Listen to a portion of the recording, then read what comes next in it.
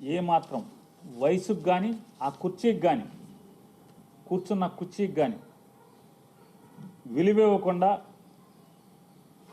మరిచి మాట్లాడేటువంటి అవాకులు చవాకులు పేలుతున్నటువంటి ఆ వ్యక్తి మాట్లాడుతుంటే అతనికి తందానా అని భజన కొడుతూ కామినేని శ్రీనివాస్ గారు కైకులూరు శాసనసభ్యులు మాజీ మంత్రివర్యులు 5 ఏళ్ళు దాదాపు 4 ఏళ్ళు 4.5 ఏళ్ళు నారా చంద్రబాబు నాయుడు గారితో పాటు మంత్రి పదవి ఎలగెట్టినటువంటి కామినేని శ్రీనివాస్ గారు లేచి మాట్లాడతాడు తనకు తనే. ఈరోజు దాకా ఏ రోజు కైకులూరులో దారుణాలు జరిగిన, కైకులూరులో కష్టాలున్నా, కైకులూరులో రోడ్లు బాగోపోయినా, కైకులూరులో గ్రామాలకు మంచినీళ్ళు రాకపోయినా, కైకులూరులో ప్రజలకు కష్టాలు ఎదురైనా, కైకులూరులో ఒక దళిత వాడ మీద జనసేన పార్టీకి సంబంధించిన వాళ్ళందరూ కూడా కిరాతకంగా పైశాచికంగా కత్తులతో దాడి చేసి హత్యాయత్నం చేస్తే దాని మీద ఏ రోజు కూడా మాట్లాడ్డాయన. పోలీసుని ఏ రోజు కూడా దండించడు, ఒక్కడిని నిలదీయడు. ఏంట్రా నా నియోజకవర్గంలో ఈ పాపాలు ఏంట్రా అని చెప్పని ఆయనే ఫోన్ చేసి సరెండర్ చేస్తాడు, ఎస్పీకి ఫోన్ చేసి వాళ్ళ జోలికి వెళ్ళొద్దని చెప్తాడు. ఆ పెద్ద మనిషి గారు నియోజకవర్గంలో పరిస్థితుల గురించి మాట్లాడకుండా ఆయన అసెంబ్లీలో మాట్లాడతాడు. సినిమాల గురించి, సినిమా రేట్ల గురించి, సినిమా వాళ్ళు వచ్చారని చెప్పాను. అదేమన్నా అసెంబ్లీలో జరుగుతున్నటువంటి అంశమా? అదేం చర్చ జరుగుతుండగా ఈయనేమన్నా లేచి మాట్లాడా? అది కూడా కాదు. లేచి తగుదనమ్మా అని మాట్లాడతాడు. ఏం మాట్లాడతాడు? చిరంజీవి గారినంట సినిమా వాళ్ళందరినీ కూడా నడిపించి వచ్చాడంట.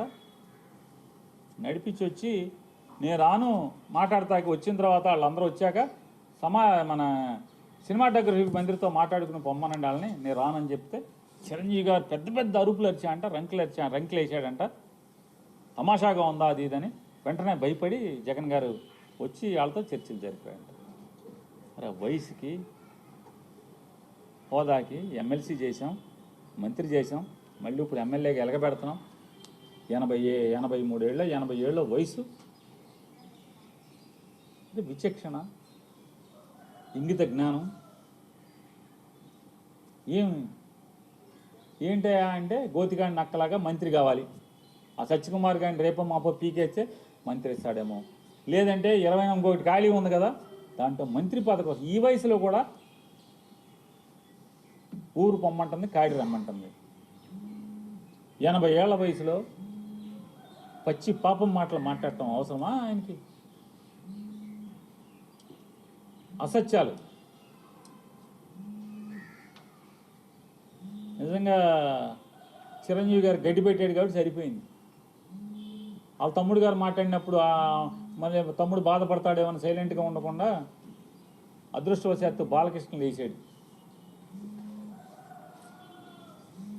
బాలకృష్ణ లేచి అంటే బాలకృష్ణకి బాధ ఏంటంటే ఇప్పటికే చచ్చిపోతున్నాడు బాలకృష్ణ.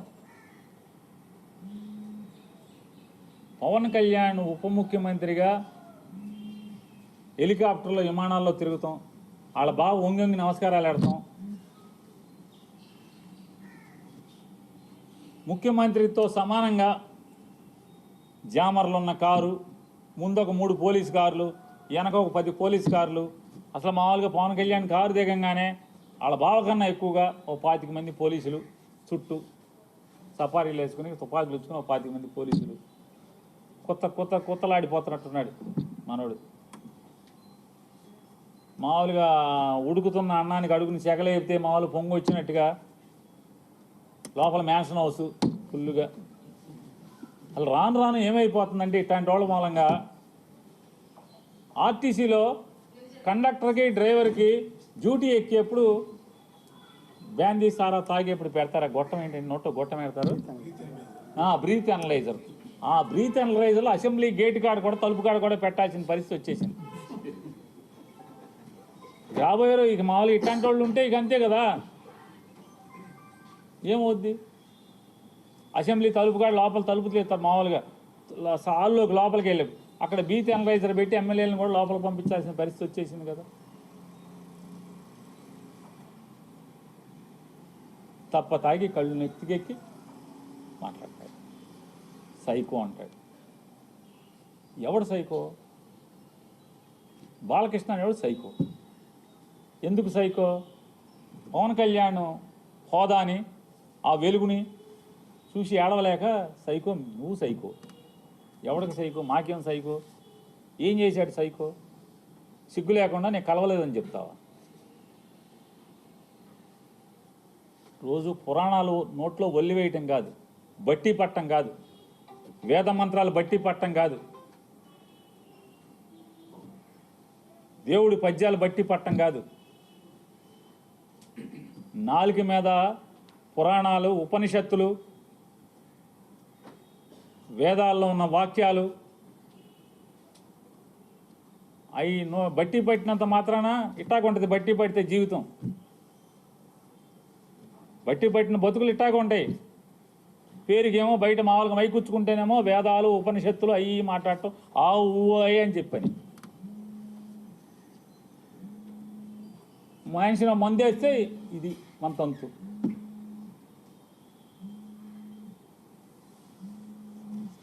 కామినేని శ్రీనివాస్ చిరంజీవిని పొగుడుతున్నాడు. బో ఆకాశానికి చెబుతున్నాడు చిరంజీవిని. చిరంజీవి ముఖ్యమంత్రిని రంకెలేస్తే జగన్ బయటికి పరిగెత్తుకొచ్చాడు అని ఆకాశాన్ని లేపితే ఈయన ఉండబట్టలేపాడు. లేచిపోయి వెంటనే కామినేని శ్రీనివాస్ గారు సైకో, అప్పుడు వచ్చారు కదా సినిమా వాళ్ళు, అది ఇదని. సాక్షాత్తు బాలకృష్ణ నాతో ఫోన్లో మాట్లాడాడు. నాతో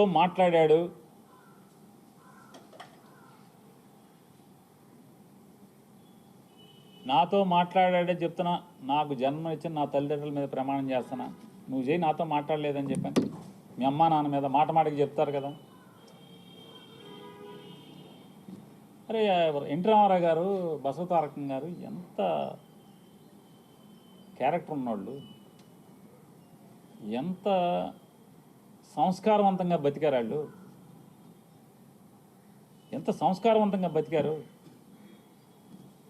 వాళ్ళ కడుపును పుట్టి ఈ రకమైనటువంటి నీచపు మాటల అసెంబ్లీలో. పోనీ ఎక్కడో అక్కడ కూర్చుని చీకట్లో మందేస్తా మాట్లాడామంటే అది వేరు. ఎవడో వీడియో తీసే ఫోన్లో తీసేశాడు, బయట పెట్టేశాడంటే అర్థం ఉంది. అసెంబ్లీలో మాట్లాడతా. నన్ను అడిగావు బాలకృష్ణ, నన్ను అడిగావు ఫోన్ చేసి, జగన్మోహన్ రెడ్డి గారితో అపాయింట్మెంట్ ఇచ్చు నేను వచ్చి కలుస్తానని చెప్పాను. అఖండ సినిమా కోసం మిరియాల రవీందర్ రెడ్డి ఆయన ఎవరో ఉన్నాడు, నా దగ్గరికి వచ్చాడు. నన్ను అడిగి 10 మందితో మాట్లాడించి అపాయింట్మెంట్ తీసుకుని నా దగ్గరికి వచ్చాడు. సార్ మా హీరో గారు మాట్లాడుతా అంటున్నారు, కొద్దిగా మాట్లాడండి సార్ అన్నాడు. మీకు అభ్యంతరం అన్నా? నాకే అభ్యంతరం లేదు, మాట్లాడండి, నేను మంత్రిని, మాట్లాడాలి, బాధ్యత, మాట్లాడించండి అని మాట్లాడావు. జగన్మోహన్ రెడ్డి గారు ఎట్టా ప్రవర్తించాడు? నేను వెళ్ళి అడిగితే, సార్ బాలకృష్ణ ఫోన్ చేశాడు సార్, వస్తాడంటే మిమ్మల్ని కలుస్తా అంటే కొద్దిగా అపాయింట్మెంట్ ఇవ్వండి అని అడిగాను. ఏ బాలకృష్ణ? చంద్రబాబు నాయుడు బామ్మర్ది. అవునండి, ఆయన బామ్మర్ది. మన దగ్గరికి ఎందుకు, ఏం పని ఏంటి అంటాను. అఖండ సినిమాకి లీనియంట్గా ఉండాలంట. వాళ్ళు బ్లాక్లో అమ్ముకుంటారు టికెట్లు, ఎక్కువ షోలు వేసుకుంటారు, బాగా సినిమాకి ఎక్కువ ఖర్చు అయిందంట. మామూలుగా బడ్జెట్ 45 కోట్లు ఎంతో అనుకుంటే అది ఆ డైరెక్టర్ వల్ల అంటే ఎక్కువగా అమ్మారని చెప్పని రేట్లు ఎక్కువగా అమ్మారంట. ఎక్కువగా అమ్మటం వల్ల దాన్ని 70 కోట్లకు తీశారంట. కాబట్టి అమ్మపోతే సినిమా బాగా తీసాం, బాగా వచ్చింది, మంచి సినిమా తీశాను, కాబట్టి చూసి చూడండి పొమ్మని అడుగుతున్నాడండి. సరే ఏదో మాట్లాడే సరే, వాళ్ళకి ఏమైనా సాయం కావాలంటే చేసి పెట్టని చెప్పి. అంత హుందాగా ప్రవర్తించినటువంటి జగన్మోహన్ రెడ్డి గారి గురించి మాట్లాడే భాష. వాళ్ళ తండ్రి గారు ఏం చేశాడు మీకు సాయం తెలీదా? యావజ్జీవ కారాగారం అనుభవించాల్సినోడు కదా. జీవితంలో మర్చిపోతాడు ఎవడన్నా? మనిషి జన్మెత్తినోడు చిన్న సాయం చేస్తే ఎవరు కూడా మర్చిపోరు. అట్లాంటిది ఏమవ్వాలి? ఏం చేశారు? కొడుకు సాయం చేశాడో తెలీదా? చేశాడు కదా అడగంగానే. మీరు రాబాబా మేము జగన్ దగ్గరికి రామని చెప్పు తప్పే ఉంది, రాజకీయంగా వాడుకో, మేము ఎప్పుడు జగన్ కలవలేదని చెప్పు, తప్పే ఉంది.